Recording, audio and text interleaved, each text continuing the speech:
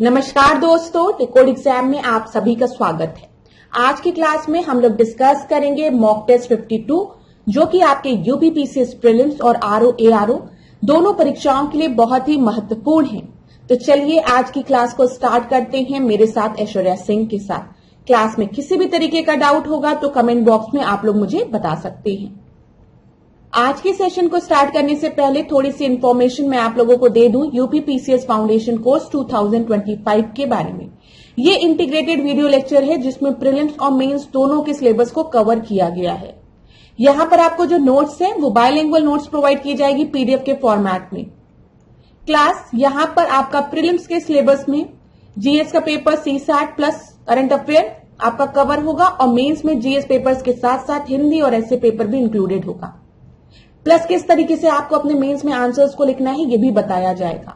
तो क्लास अगर इस फाउंडेशन कोर्स से रिलेटेड कोई भी इंफॉर्मेशन चाहिए तो नीचे आपको व्हाट्सएप नंबर दिख रहा है, इस पर आप कांटेक्ट कर सकते हैं। डिकोड एग्जाम आप लोगों के लिए दो और नए कोर्सेज लेकर आया है। एक यूपीपीसीएस प्रीलिम्स 2025 के लिए टेस्ट सीरीज जिसमें आपको 12,000 से ज्यादा प्रश्न मिल जाएंगे और दूसरा जो है वो यूपीपीसीएस प्रीलिम्स मुख्य परीक्षा के लिए उत्तर लेखन सीरीज जहां पर आपका जो जीएस का सिलेबस है उसको वेरियस टॉपिक्स में डिवाइड किया गया है और हर टॉपिक से रिलेटेड 5 क्वेश्चंस आपको दिए जाते हैं जिसके कि आंसर्स आप लिखकर हमें सेंड करते हैं और 5 ऐसे क्वेश्चंस होते हैं जिसके कि मॉडल आंसर्स कोचिंग द्वारा आपको प्रोवाइड किया जाता है। तो यहां पर हम अगर देखें तो हर टॉपिक से रिलेटेड आपके पास क्लास 10 प्रश्न होते हैं। ठीक है, ध्यान दीजिएगा, यहां पर 10 प्रश्न आपके पास होते हैं जो कि प्रैक्टिस के लिए बहुत ही महत्वपूर्ण है। चलिए अब आज की क्लास का हम अपना पहला प्रश्न देखते हैं। पहले प्रश्न को ध्यान से देखिएगा, क्या दिया गया है। नीचे दिए गए दक्षिण अमेरिकी देशों के, मतलब हम साउथ अमेरिका के देशों की बात कर रहे हैं, हमको इन पर विचार करना है। Argentina, Paraguay, Bolivia, Guana, Suriname उपयुक्त में से कौन से देश स्थलकृत देश है, मतलब यहां पर लैंडलॉक्ड कंट्री की बात की गई है। इनमें से कौन सी कंट्री जो है वो आपकी लैंडलॉक्ड है, मतलब हर तरफ से लैंड से घिरी हुई है। तो बताइए, चलिए यहां पर आंसर क्या होगा। अर्जेंटीना की बात की गई है, पैराग्वे की, बोलीविया की, गुआना की, सूरीनाम की। तो अगर आप अमेरिका की मैप को ध्यान से देखेंगे क्लास, अगर हम हल्का सा ड्रॉ करें कुछ इस तरीके से, ठीक है, तो यहां पर आपको अटलांटिक ओशियन दिखेगा। ये पूरा अटलांटिक ओशियन है। इधर आपको पैसिफिक ओशियन दिखेगा। ध्यान दीजिएगा, ये साउथ अमेरिका हो गया। अब यहां पर सूरीनाम और गुआना जो है वो इधर की तरफ आपको दिखेंगे, तो मतलब वो अटलांटिक ओशियन के साथ अपनी बाउंड्री शेयर कर रहे हैं, तो वो लैंडलॉक्ड कंट्री नहीं होंगी।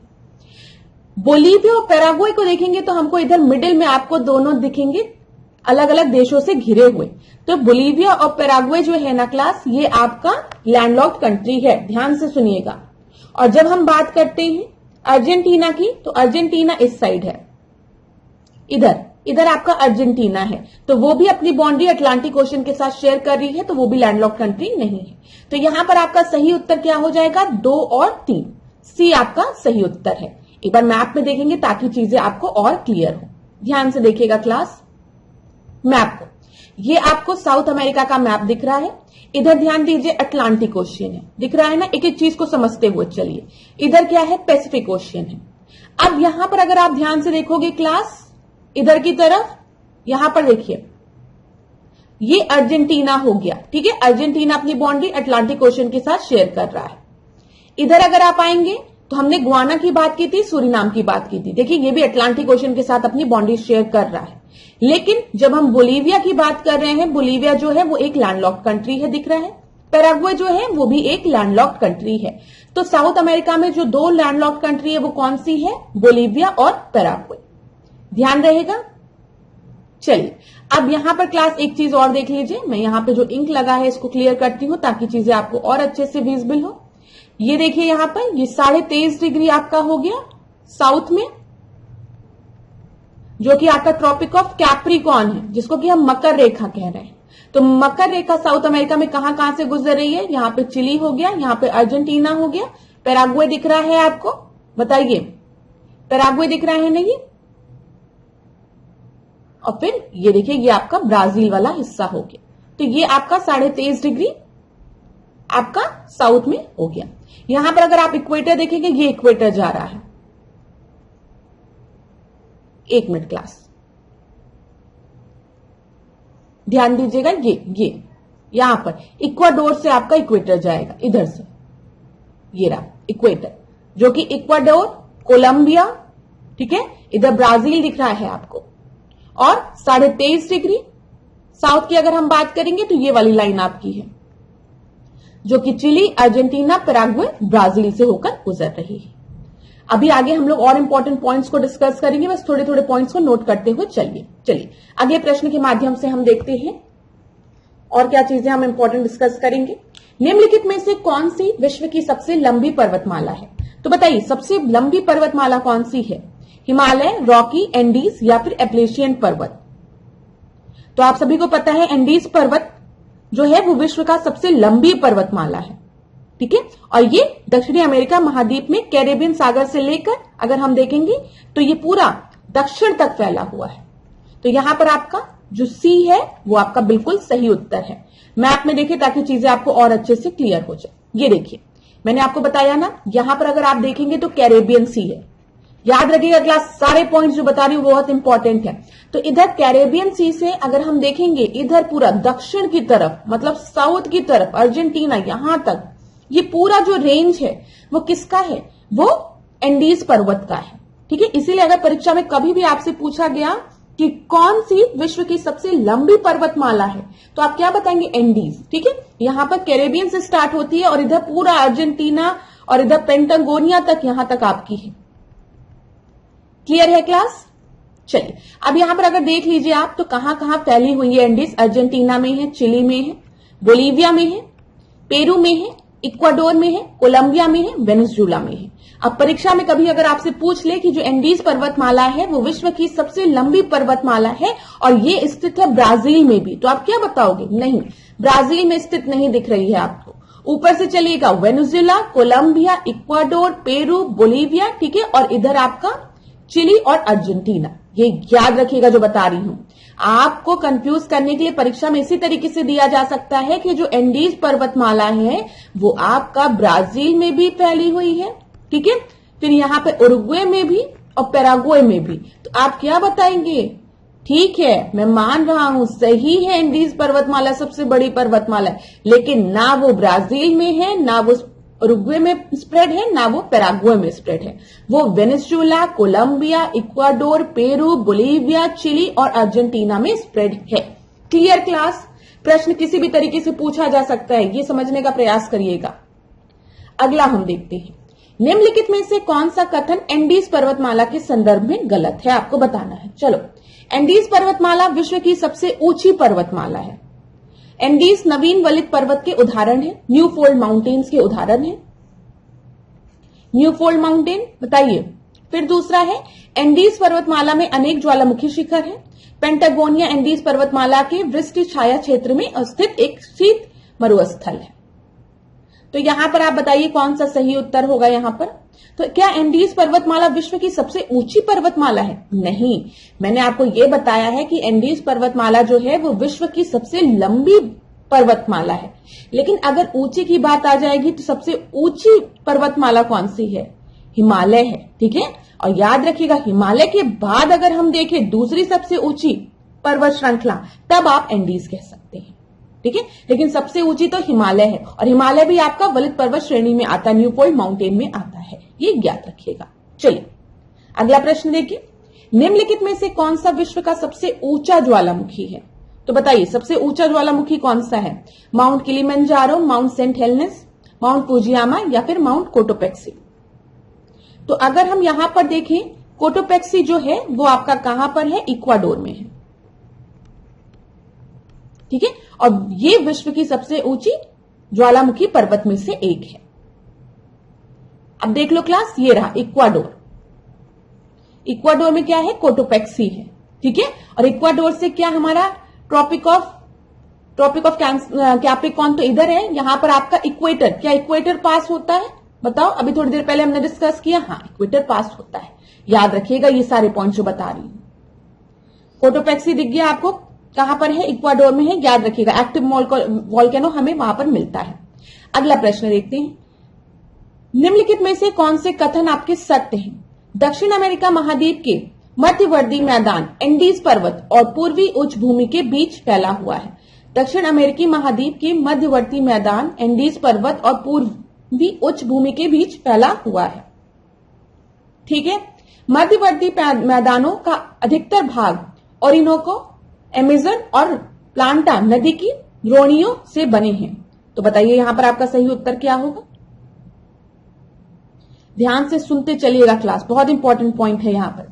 दक्षिणी अमेरिकी महाद्वीप के मध्यवर्ती मैदान एंडीज पर्वत और पूर्वी उच्च भूमि के बीच फैले हुए हैं। आपको पता है यहां पर जब हम देखते हैं, अभी हम मैप में दिखाएंगे आपको, तो एंडीज पर्वतमाला और हाईलैंड्स उधर हैं, ये बिल्कुल सही है।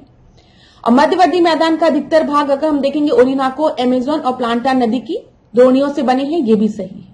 तो यहां पर आपका दोनों ही कथन बिल्कुल सही है, लेकिन मैप में आपको एक बार दिखा दूंगी तो ज्यादा समझ में आएगा। देखो, ये आपको साउथ अमेरिका दिख रहा है, इधर वेनेजुएला दिख रहा है। Caracas Venezuela, Bogota Colombia, Quito Ecuador ना, इस तरीके से आप इनके कैपिटल्स भी याद रखिए। Caracas Venezuela, Bogota Colombia, Quito Ecuador, ठीक है। लीमा पेरू ऐसे करके, और लापास बोलीविया। 2-3 बार बोलेंगे तो आपको याद हो जाएगा। यहां पर वेनेजुएला देखिए, वेनेजुएला में आपको ओरिनोको रिवर दिख रही है ओरिनोको रिवर। इधर अटलांटिक ओशन है, ये भी याद रखिएगा। इधर आपको अमेजन रिवर दिख रही है, बताइए दिख रही है ना क्लास? ये सारी चीजें आपको पता होनी चाहिए, परीक्षा में अगर प्रश्न बनेगा तो यहीं से बनेगा, तो ये याद रखिएगा। तो ओरिनोको रिवर और यहां पर अमेजन नदी इधर की तरफ है।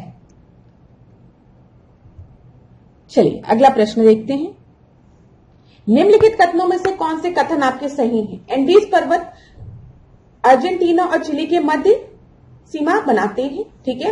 अर्जेंटीना की समृद्धि का कारण उसकी उच्चतम घास भूमि पंपास है। अर्जेंटीना में पशुओं को बड़े बड़े चारागाही फार्मों में पाला जाता है तथा पशुओं की देखभाल करने वाले लोगों को गाउचो कहा जाता है। तो आपसे पूछा गया है कौन सा स्टेटमेंट यहां पर सही है। तो देखिए क्लास, एंडीज पर्वतमाला को अगर हम देखें ध्यान से, तो एंडीज पर्वतमाला जो है वो एक तरीके से मध्य सीमा बनाता है अर्जेंटीना और चिली की, ये बिल्कुल सही है। अर्जेंटीना की समृद्धि का कारण उसके उच्चतम घास भूमि है पंपास, ये भी सही है। अब जहां घास भूमि है वहां पर पशुओं को बड़े बड़े चारागाही फार्म मिलेंगे ही, और वहां पर पशु को देखभाल करने वाले लोगों को गाउचो कहा भी जाता है। तो यहां पर आपका तीनों ही स्टेटमेंट बिल्कुल सही है, डी आपका सही उत्तर है। एक बार मैप में दिखाऊं, यहां पर देखिए एंडीज पर्वत माला को पूरा हमने देखा यहां से यहां तक है। अगर आप देखेंगे इधर कैरेबियन सी से इधर से स्टार्ट हो रहा है, इधर पेंटागोनिया, इधर तक आपको पूरा दिखेगा, ठीक है, ये याद रखिएगा।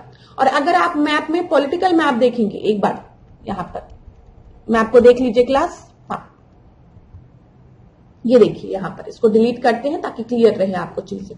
यहां पर अगर आप ध्यान से देखेंगे तो Venezuela, Colombia, Ecuador, Peru, Bolivia, फिर उसके बाद आपका चिली और अर्जेंटीना, ठीक है। और इधर आपको दिख रहा है कि ये क्या एक सीमा बना रहे हैं ना चिली और अर्जेंटीना के बीच में, कौन? एंडीज पर्वत श्रेणी। और यहां पर अगर इससे पूछ लिया जाए आपसे कि एंडीज पर्वत श्रेणी की सबसे हाईएस्ट पीक क्या है, तो आप माउंट एकांकागुआ बताएंगे। माउंट एकांकागुआ याद रखिएगा, ये भी क्लियर है ना क्लास? मैप में दिख रहा है आपको चिली और अर्जेंटीना के बीच में एक सीमा का निर्माण कर रही है एंडीज पर्वत श्रेणी। चलो ये चीज देख ली। अब यहां पर देख लो तुम ग्रासलैंड, जो कि परीक्षा में पूछा जाता है। ध्यान से देखिएगा, जो पॉइंट बताने जा रही हूं ये आपकी परीक्षा में कई बार पूछा गया प्रश्न है। ये देखिए यहां पर अगर आप देखेंगे लानोस, इधर वेनेजुएला की तरफ आपको लानोस, तो परीक्षा में पूछा जाता है वेनेजुएला में कौन सा ग्रासलैंड हमको मिलता है, तो लानोस याद रखिएगा, परीक्षा में बहुत बार पूछा गया है। इधर अर्जेंटीना की तरफ आप आएंगे तो आपको क्या दिख रहा है, पेम्पास, ये याद रखिएगा, ये भी पूछा गया है, ठीक है, पेम्पास। अब देखिए यहाँ पे गुआना हाईलैंड, अभी हमने थोड़ी देर पहले हाईलैंड्स की बात की है ना, तो ये गुआना हाईलैंड्स इधर की तरफ है, ठीक है, गुआना हाईलैंड्स इधर है। ये आपको लानोस दिख रहा है, लानोस ग्रासलैंड, इधर पेम्पास दिख रहा है, ठीक है। इधर आपको ब्राजीलियन हाईलैंड्स दिख रहा है, और ये जो पूरी पर्वत श्रेणी है ये आपकी एंडीज है और इधर नीचे आपको पेंटागोनिया दिख रहा है। ये सारी चीजें आपको पता होनी चाहिए क्योंकि परीक्षा में कहीं से भी प्रश्न बन सकता है। अगला हम देखते हैं, सूची 1 को सूची 2 के साथ हमें सुमेलित करना है। ध्यान से देखते हुए चलिए। सेल्वास, लानोस, ठीक है, ग्रान चाको और पंपास। देखिए अभी यहां पर आपको चीजें और क्लियर हो जाएगी। अभी मैंने आपसे जब डिस्कस किया किसके बारे में, लानोस के बारे में डिस्कस किया था, तो हम लोग लानोस को ही देखते हैं सबसे पहले। तो बताइए लानोस हमने कहां पर देखा था, मैप में आइए पीछे। इधर आपको क्या दिख रहा है बताइए, इधर आपको लानोस दिख रहा है ना, और इधर आपको पेम्पास दिख रहा है। क्लियर है? तो चलो इधर आओ। तो बताओ, अर्जेंटीना के मध्य भाग की घास भूमियां, ओरिनाको नदी, द्रोणी के घास के मैदान, ठीक है, उत्तरी अर्जेंटीना और पश्चिमी पैराग्वे के निम्न भूमि के घने वन और घास, अमेजन नदी, द्रोणी के विश्वव्यापी वर्षा वन। तो बताइए यहां पर आपका सही उत्तर क्या हो जाएगा, बताइए क्लास। तो अगर आप यहां पर देखेंगे, थोड़ा सा समय ले लीजिएगा आप लोग। तो अभी मैंने आपको बताया लानोस जो था, लानोस वो आपके किधर की तरफ है, ऊपर की तरफ है ना एकदम। तो ओरिनाको नदी के द्रोणी के घास मैदान को हम कह सकते हैं। तो बी का सेकंड 2 जगह दिया गया है। सेल्वास की अगर हम बात करेंगे, 2 जगह दिया गया, ध्यान दीजिएगा। सेल्वास की अगर हम बात करें तो सेल्वास किधर दिया गया है, ये आपका सेल्वास जो है क्लास, ये आपको दिखेगा अमेजन नदी के तरफ, ठीक है। ग्रान चाको की अगर हम बात करेंगे तो ग्रान चाको उत्तरी अर्जेंटीना और पश्चिमी पैराग्वे के निम्न भूमि प्रदेश के घने वन और घास है। पेम्पास तो आपको पता ही है कि अर्जेंटीना की तरफ है, अभी हमने थोड़ी देर पहले देखा ही है इसको। तो यहां पर आपका सही उत्तर बी हो जाएगा। क्या हो जाएगा, बी आपका सही उत्तर है। यहां पर देख लीजिए, आपको ज्यादा अच्छे से समझ में आ जाएगा। ये लानोस हो गया। लानोस हमने किधर कहा, वेनेजुला की तरफ, ठीक है। वेनेजुला की तरफ क्या हो गया है, लानोस हो गया है, याद रखिएगा क्लास। और यहां पर अगर हम नदी की बात करेंगे तो मैंने आपको दिखाया था ओरिनाको रिवर। ओरिनाको रिवर की बात की है ना, तो हो सकता है परीक्षा में आपसे इसी तरीके से पूछ लिया जाए कि ओरोनाको नदी द्रोणी के घास के मैदान को हम क्या कहते हैं, तो लानोस कहेंगे। या फिर हो सकता है डायरेक्ट प्रश्न पूछा जाए कि लानोस जो है वो हमें किस तरफ दिखता है, तो आप बताएंगे वेनेजुला साइड में, ठीक है। इधर कौन सी रिवर मेजर रोल प्ले कर रही है, ये भी याद रखिए, ओरिनाको रिवर लिख लोगे। और अगर आपसे पूछ लिया जाए कि साउथ अमेरिका में जो लानोस ग्रासलैंड है वो किस तरफ पाए जाते हैं, तो आप नॉर्थ साइड में बताएंगे। बताओ क्लियर है ये सारे पॉइंट्स, याद रखिए क्लास, बहुत ही महत्वपूर्ण है। इसी तरीके से जब हम पेम्पास की बात करेंगे तो अभी मैंने आपको बताया कि पेम्पास जो है वो अर्जेंटीना के मध्य भाग की घास भूमियां हैं। यहां पर आपको पूरा ये अर्जेंटीना है, इधर आपको पता है, ये इधर की तरफ देखिए जो ग्रीन वाला इधर अर्जेंटीना हो गया, ये वाला पोर्शन अर्जेंटीना हो गया ना इधर। तो अर्जेंटीना के मध्य भाग में हमें पेम्पास मिलता है, जो कि बिल्कुल सही है। फिर यहां पे सेल्वास देखिए, सेल्वास के बारे में मैंने आपको बताया है अभी थोड़ी देर पहले ही। अगर हम सेल्वास देखेंगे तो यहां पर मेजर रोल कौन प्ले कर रहा है, अमेजन बेसिन। तो अमेजोन नदी जो है ये यहां पर मेजर रोल प्ले कर रही है। तो अमेजन नदी द्रोणी के विश्वसनीय वर्षावन को हम क्या कहेंगे, सेल्वास कहेंगे, ठीक है। अमेजन नदी के जो आपके वर्षावन है उसको हम लोग सेल्वास कहेंगे। सारे पॉइंट याद रखिएगा जो मैं आपको बता रही हूं क्लास, ये बहुत ही महत्वपूर्ण पॉइंट है। और ग्रान चाको की अगर हम बात करेंगे तो यहां पर आप उत्तरी अर्जेंटीना और पैराग्वे के मध्य आप ग्रान चाको देखेंगे। चलिए क्लियर हो गया होगा। यहां पर एक बार और हाईलाइट करूंगी ताकि आपको चीजें एकदम क्लियर हो जाए, बस मेरी बात को ध्यान से सुनते हुए चलिएगा आप लोग। यहां पर आपको लानोस दिख गया वेनेजुला वाले हिस्से में, ठीक है। और मैंने आपको बताया ओरिनाको रिवर है इधर, ठीक है। अमेजन बेसिन की बात करेंगे तो यहां पर आपको अमेजन रिवर है। तो इधर की तरफ आपको क्या दिखेगा, सेल्वास दिखेगा, ठीक है, सेल्वास। और आपको पता है इधर से आपकी इक्वेटर भी जा रही है। इधर आओगे तो इधर आपको ग्रांड चाको दिखेगा, किधर, पैराग्वे और अर्जेंटीना के बीच में। और अगर आप इधर आओगे अर्जेंटीना में तो आपको ग्रासलैंड कौन सा दिखेगा, पेम्पास। Clear class? अब याद हो गया होगा क्योंकि परीक्षा में यहां से भी प्रश्न पूछा जा सकता है। अब देखिए, अगर विश्व में हम अगर देखें क्लास, तो प्रेरीज जो है वो हमें नॉर्थ अमेरिका में देखने को मिलती है। पेम्पास यहां पर याद रखिएगा, मैं एक बार लिख देती हूं। जो लिख रही हूं उन सारे पॉइंट्स को देखते हुए चलिए। सबसे पहले लानोस की अगर हम बात करेंगे तो हमें वेनेजुला में मिलेगा लानोस, ठीक है। पेम्पास की अगर हम बात कर रहे हैं तो आपको याद हो गया होगा ये कहां पर है, अर्जेंटीना में है। याद रखिएगा, ये बहुत ही इंपॉर्टेंट चीज है जो मैंने आपको बताया है, ठीक है। और अगर हम सेल्वास की बात करेंगे तो ये वर्षावन हमें अमेजन बेसिन के पास में मिलते हैं। क्लियर हो गया होगा। चलो इधर देखो, अफ्रीका में कल ही हमने डिस्कस किया है कि सवाना ग्रासलैंड कहां पर है, अफ्रीका में है। स्टेपीज की बात करेंगे तो ये यूरोप में आपको देखने को मिलेगा, ठीक है। फिर इधर अगर हम बात करें ऑस्ट्रेलिया की, तो परीक्षा में जो पूछा जाता है वो पूछा जाता है डाउन्स कहां पर है, डाउन्स ग्रासलैंड। तो आप क्या बताते हैं, ऑस्ट्रेलिया में है, ठीक है। चलो आगे बढ़ते हैं। निम्न में से विश्व का सबसे ऊंचा जलप्रपात कौन सा है? तो ये तो मैंने कई बार आपसे डिस्कस किया है। नियाग्रा जलप्रपात, जोग जलप्रपात, विक्टोरिया या फिर एंजल। तो यहां पर याद रखिएगा क्लास कि विश्व का सबसे ऊंचा जो वाटरफॉल है, ठीक है, जो जलप्रपात है वो एंजल वाटरफॉल है। और वो कहां पर है, वेनेजुला में। वेनेजुला की कैपिटल क्या है, कराकस वेनेजुएला, ठीक है। याद रखिएगा यहां पर आपका कौन सा फॉल है, एंजल वाटरफॉल है, जो कि विश्व का सबसे ऊंचा वाटरफॉल है। क्लियर? चलो आगे बढ़ते हैं अगले प्रश्न पे।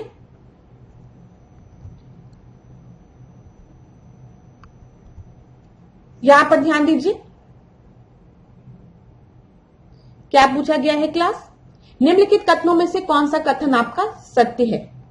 तो दक्षिण पेरू तथा उत्तरी चिली के गर्म मरुस्थलीय प्रदेश को अटाकामा मरुस्थल कहा जाता है। अटाकामा मरुस्थल के दक्षिण में भूमध्य सागरीय जलवायु पाई जाती है। चिली तांबे का प्रमुख उत्पादक देश है। चिली का चुक्विकमाटा नामक स्थान तांबे के उत्पादन हेतु विश्व प्रसिद्ध है। तो बताइए यहां पर सही उत्तर क्या होगा आपका? अटाकामा डेजर्ट की अगर हम बात करेंगे क्लास, देखिए ये अगर आपका अटाकामा डेजर्ट है, मान के चलिए, आप लोग भी थोड़ा इस तरीके से प्रैक्टिस किया करिए। ये अटाकामा डेजर्ट है अगर, ठीक है।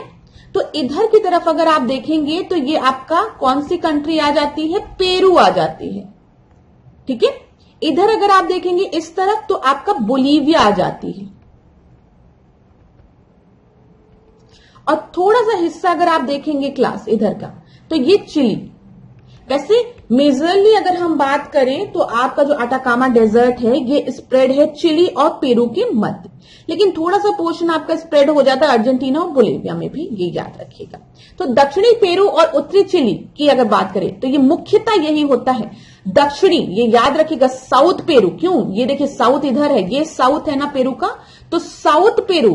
और हम अगर देखें नॉर्थ चिली, क्योंकि चिली आपके यहां से स्टार्ट हो रहा है, यहां पर आपको जो गर्म मरुस्थलीय प्रदेश मिलता है वो है आपका अटाकामा डेजर्ट। अटाकामा मरुस्थल के दक्षिण में भूमध्य सागरीय जलवायु पाई जाती है, बिल्कुल सही है। चिली जो है वो तांबे का मुख्य उत्पादक देश है, ये भी बिल्कुल सही है। और चुप्पी कमाटा जो है यहां पर आपको तांबे का मिलता है, उत्पादन मिलता है। तो यहां पर आपका सही उत्तर क्या हो जाएगा कि सारे बिल्कुल सही है, उपयुक्त सभी सही है। यहां पर एक बार देख लीजिए क्लास, ये देखिए ये अटाकामा डेजर्ट है, इधर आपको साउथ ऑफ पेरू में अटाकामा डेजर्ट दिख रहा है। और अगर हम चिली को देखेंगे तो चिली के नॉर्थ में अटाकामा डेजर्ट दिख रहा है। याद रखिएगा परीक्षा में पूछा जा सकता है। देखिए क्लास, एक चीज मैं आपको बता दूं, पहले जो आपकी परीक्षा में प्रश्न बनते थे वो डायरेक्ट बनते थे। जैसे डायरेक्टली पूछ लिया जाता था कि अटाकामा डेजर्ट कहां है, तो बच्चे टिक लगा के आ जाते थे कि साउथ अमेरिका में। लेकिन अब दिया जाएगा जो अटाकामा डेजर्ट है वो साउथ अमेरिका में है, लेकिन साउथ अमेरिका में वो नॉर्थ में है, साउथ में है कि ईस्ट में है कि वेस्ट में है, इस तरीके से। या फिर दे दिया जाएगा जो अटाकामा डेजर्ट है वो आपका पेरू के साउथ में है और चिली के नॉर्थ में है। तो आपको थोड़ा स्पेसिफिक भी होना पड़ेगा अपने आंसर को लेके, ठीक है, थोड़ी सी जानकारी उसके बारे में होनी चाहिए। इसीलिए मैं मैप के थ्रू आपको समझा रही हूं।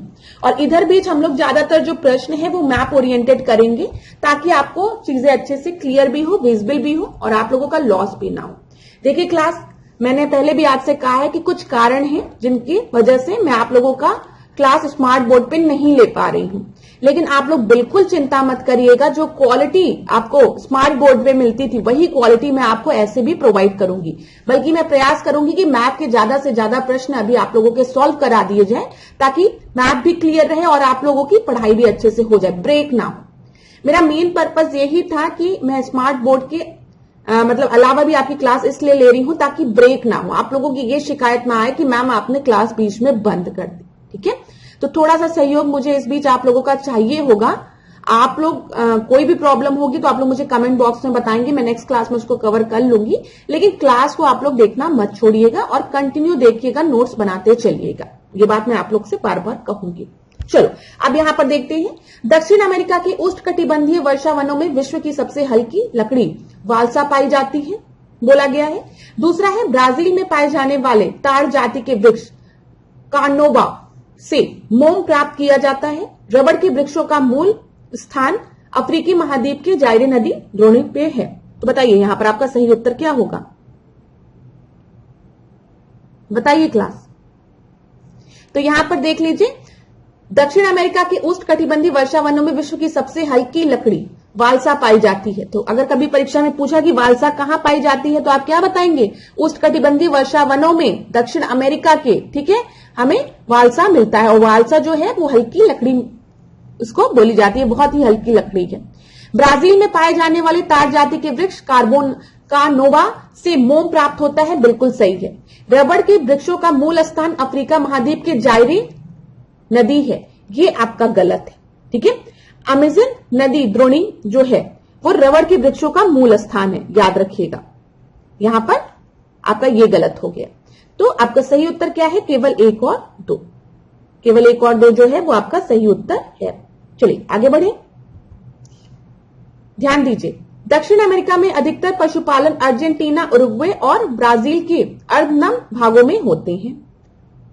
फिर दूसरा दिया है, अर्जेंटीना, उरुग्वे और ब्राजील देश की घास भूमियों की मूल घास से प्राप्त पोषक तत्व पाए जाते हैं और भेड़ पालन के प्रमुख क्षेत्र अर्जेंटीना एवं चिली में है। तो बताइए यहां पर सही उत्तर क्या है। तो दक्षिण अमेरिका के में अगर हम विशाल घास मैदान को देखें तो इसमें सबसे बड़ी संख्या में भेड़, बकरी या अन्य पशु जो हैं वो आपको कहां से मिलते हैं, वो आपको अर्जेंटीना, उरुग्वे और ब्राजील के अर्धनम भागों में आपको देखने को मिलते हैं। तो एक आपका बिल्कुल सही है। दूसरा, अर्जेंटीना, उरुग्वे और ब्राजील देश की घास भूमियों की मूल घास से प्राप्त पोषक तत्व पाए जाते हैं। भूमियों की मूल घास से प्राप्त उसमें आपके पर्याप्त पोषक पाए जाते हैं, ये आपका सही होगा कि गलत होगा, बताइए। तो यहां पर ध्यान दीजिएगा क्लास, ये ऑप्शन आपका गलत है।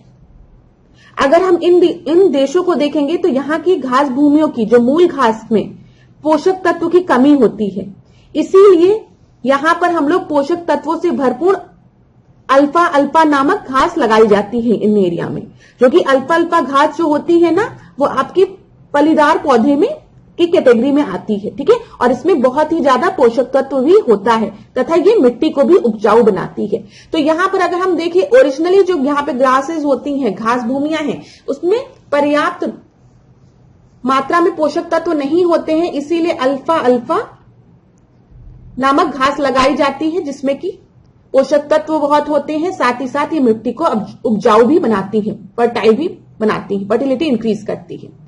भेड़ पालन के प्रमुख क्षेत्र अर्जेंटीना एवं चिली में है, ये सही है आपका। तो यहां पर आपका जो सी ऑप्शन है वो बिल्कुल सही है, 2 गलत क्यों है मैंने आपको बता दिया। अगला देखिए, यहां पे दक्षिण अमेरिकी देश दिए हैं और खनिज संस्थान दिए हैं, खनिज संसाधन दिए हुए हैं, खनिज संसाधन। तो चलिए यहां पर देखिए, ब्राजील, बोलीविया, चिली, वेनेजुला। तो आपका सही उत्तर क्या हो जाएगा। जब हम ब्राजील की बात करेंगे तो ब्राजील में हमें लॉ आयस्क मिलेंगे। चिली में तो मैंने आपको बता दिया चिल्ला चिल्ला के कि चिली है, चिली है, चिली है। तो चिली में क्या मिलता है बताइए, टिन की कॉपर। यहां पर ध्यान दीजिएगा क्लास, चिली की जब हम बात कर रहे हैं तो चिली आपका जो है वो मुख्यतः फेमस है कॉपर के लिए। किसके लिए, कॉपर के लिए। तो सी का 4 एक ही जगह दिया है। तो यहां से तो आप सीधे सी सही लगा सकते हैं। सी का फोर्थ यहां पर देखो, सी आपका सही उत्तर है। जो ब्राजील है वो किसके लिए फेमस है, अभी मैंने आपको बताया लॉ आयस के लिए, आयरन ओर के लिए। बोलीविया की बात करेंगे तो बोलीविया टिन के लिए फेमस है, और वेनेजुएला जो है वो खनिज तेलों के लिए फेमस है। याद रखिएगा क्लास, ये बहुत ही इंपॉर्टेंट चीज है जो मैं आपको बता रही हूं, यहां से प्रश्न बनता है। चिली जो है वो विश्व के तांबे का प्रमुख उत्पादक है, ये याद रखिएगा। बोलीविया की बात हम करते हैं तो बोलीविया में बड़े पैमाने पर टिन का उत्पादन होता है। और जब हम वेनेजुएला की बात करेंगे तो यहां पर आपको खनिज तेल मिलेंगे। ठीक है, सी सही उत्तर है। अगला देखते हैं हम लोग। निम्नलिखित में से कौन सा या कौन से कथन आपके सत्य हैं? सत्य कथन को देखते हैं। दक्षिण अमेरिका के अटाकामा मरुस्थल में नाइट्रेट के बहुत बड़े भंडार हैं, जिसका उपयोग खाद तथा उर्वरक बनाने में किया जाता है। दूसरा है, पेरू के तट के पास गुआनो द्वीप में संसार के सबसे अच्छे प्राकृतिक खाद के भंडार है। तो बताइए यहां पर सही उत्तर क्या है? अटाकामा डेजर्ट अभी हमने देखा, जल्दी से बता दो। अटाकामा डेजर्ट के बारे में मैंने आपको बताया ना, यहां पर क्या खासियत है? अगर हम देखेंगे तो पेरू के साउथ में है ये, और चिली के नॉर्थ में है।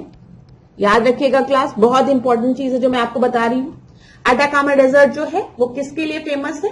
नाइट्रेट के भंडार यहां पर हमको मिलते हैं, ये बिल्कुल सही है।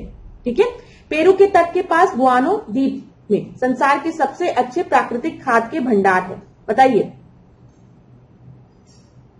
तो ये भी आपका बिल्कुल सही है। तो यहां पर आपका सही उत्तर क्या हो जाएगा? सी आपका सही उत्तर हो जाएगा। आगे देखिए अगले प्रश्न को। दक्षिण अमेरिका के संदर्भ में पेजेंडा किसे कहते हैं? तो बताइए पेजेंडा किसे कहते हैं? ब्राजील में कावा के बागानों को, भेड़ों को रखने के लिए बड़े बड़े बाड़ों को, पेंटागोनिया के मरुस्थल में उगने वाले कटीली झाड़ियों को, एंडीज पर्वत के पर्णपाती वनों को। तो फेजेंडा जो है वो आपकी कॉफी कहवा के लिए फेमस है, याद रखिएगा। ए आपका सही उत्तर है। ठीक है, कौन सा सही उत्तर है? ए आपका सही उत्तर है। आगे बढ़ते हैं। एक मिनट क्लास, अब यहां पर जो एक दो पॉइंट मैं आपको बताऊंगी उसको आप लोग ध्यान से सुनिएगा। एक बार हम लोग मैप को देखते हैं। यहां पर आ जाइए, हम लोग पॉलिटिकल मैप और फिजिकल मैप दोनों को देख के एक बार सारे पॉइंट्स को रिवाइज करवा दूं मैं आपको। ध्यान से देखिएगा जो बताने जा रही हूं।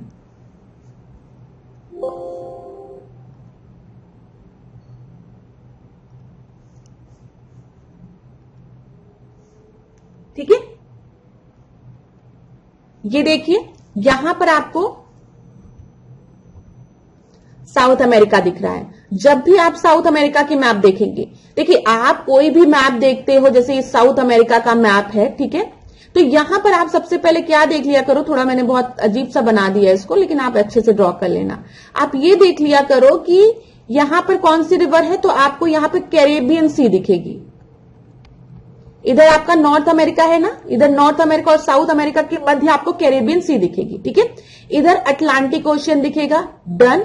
इधर आपको पैसिफिक ओशियन दिखेगा। याद रखिएगा ये इस तरीके से सारे पॉइंट खत से रिवीजन करिए जो बता रही हूं एक बार ध्यानपूर्वक। तो इधर आपको कैरेबियन सी दिख रही है, इधर अटलांटिक ओशियन दिख रहा है, ठीक है, इधर पैसिफिक ओशियन दिख रहा है। फिर मैंने आपसे कहा कि अब देखिए कि क्या इक्वेटर, ट्रॉपिक ऑफ कैंसर की ट्रॉपिक ऑफ कैप्रिकॉर्न यहां से पास हो रहा है, तो आप क्या पाएंगे कि हाँ साउथ अमेरिका से इक्वेटर पास हो रहा है। ये इक्वेटर है, तो इक्वेटर कहां से पास हो रहा है? इक्वाडोर, कोलंबिया, ठीक है, दिख रहा है क्लास, और इधर आपको ब्राजील दिख रहा होगा। ठीक है, याद रखिएगा। फिर इधर अगर आप आएंगे तो 23.5 डिग्री अगर हम साउथ में चले तो कैप्रिकॉर्न, तो ये देखिए ये कैप्रिकॉर्न पास हो रहा है। तो कैप्रिकॉर्न किधर किधर से पास हो रहा है? चिली से, अर्जेंटीना से, पैराग्वे से और ब्राजील से। देखते चलिए जो भी इंपॉर्टेंट पॉइंट मैं आपको बता रही हूं क्लास। फिर हम लोग यहां पर क्या देखेंगे? फिजिकल मैप में आइए, तो इधर आपको अटाकामा डेजर्ट दिखेगा, और मैंने आपको बताया अटाकामा डेजर्ट जो है वो पेरू के साउथ में है और चिली के नॉर्थ में है। अटाकामा डेजर्ट हो गया, ठीक है। एंडीज पर्वत श्रेणी को अगर हम देख लें यहां पर इस मैप के थ्रू, तो ये आपका कैरेबियन सी से होते हुए इधर पेंटागोनिया है, यहां तक आपका स्प्रेड है। इधर अर्जेंट, यहां पर देखिए यहां पर कैरेबियन है, ठीक है, और ये पूरा आपका जो ये पूरा फैला हुआ है इधर की तरफ, तो ये आपका क्या है, आपका एंडीज पर्वत श्रेणी है। याद रखिएगा क्लास, जो भी इंपॉर्टेंट पॉइंट्स आपको मैं बता रही हूं। फिर आपको यहां पर क्या देखना है कि आपका ओरिनाको रिवर किधर है, तो ओरिनाको रिवर ये है, ठीक है। और ओरिनाको रिवर पे ही अगर हम देखेंगे तो इधर ही आपका वेनेजुला में ही आपका क्या है, हाईएस्ट वाटरफॉल है, जिसका की नाम क्या है, एंजल वाटरफॉल, याद रखिएगा। और फिर इधर अगर आप देखेंगे तो आपको लानोस दिख जाएगा।